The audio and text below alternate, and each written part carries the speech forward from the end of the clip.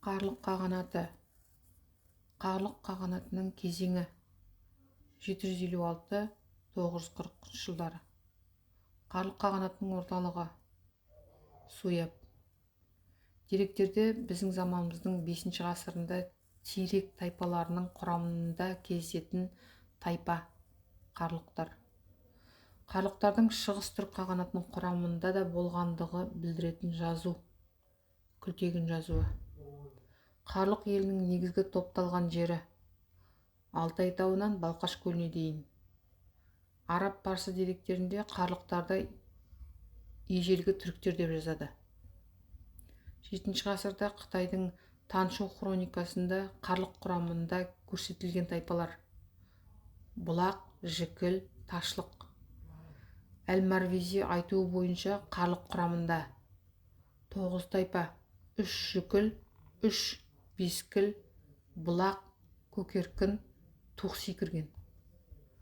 Қарлық феодалдары Жетісуда билік етті 200 жылдай. Араб географы Ибн Хаукал 10 ғасырда мәліметтерінде былай жазды: Қарлық жерінің батысынан шығысына дейін жету үшін 30 күн жүру керек. 9 ғасырдың басында қарлықтар жеңілген ел. Ұйғыр қағанатынан. Қарлықтардың ұйғырларға қарсы күресі 20 жылға созылған. Испиджа билеушісі Білгекүл Қадырхан өзін қаған деп жариялады 840 жылы. Саманилерге қарсы күресті жүргізген Білгекүл Қадырханның 2 баласы Базар Арслан мен Оғыл Шақ. Қарлықтардың арабтарға қарсы күресі 2 ғасырға созылды. Қашқардың түрік билеушілері 940 жылы Баласағұнды басып алып, Қарлық қағанатын талқандады.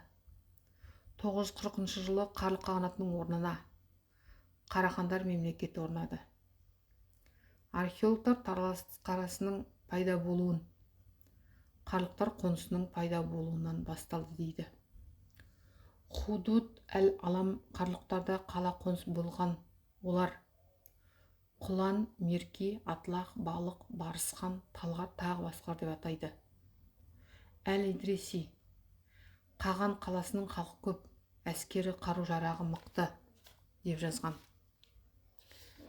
Әл-Марабези еңбегінде қарлықтар бұрын Тулис тауында тұрды және 9 оғыздарға құл болды. Қимақ пен қарлық негізінде басым болған ғимараттар түрі. Дың 8 ғасыр. Қағанаттың әлсіреуінің себептері: ішкі тартыстар, жайылым жер үшін күрес.